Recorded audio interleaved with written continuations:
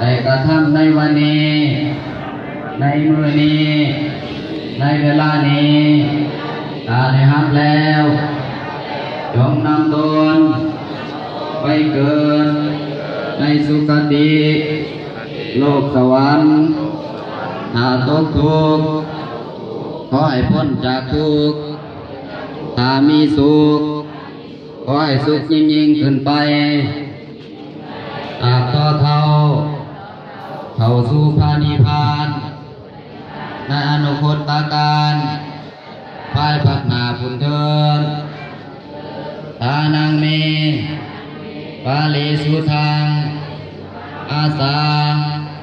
วะกัญญาวะหังนิพพานังสกตังโหตุนิพพานานาปัจจโญโหตุอนาคติกาเล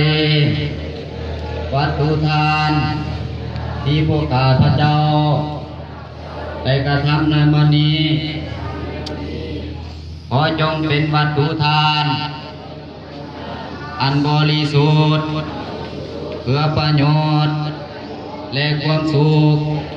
ของพวกข้าน้อยทั้งหลายขอข้าเถิดสาธุสาธุสาธุอนุโมทามิ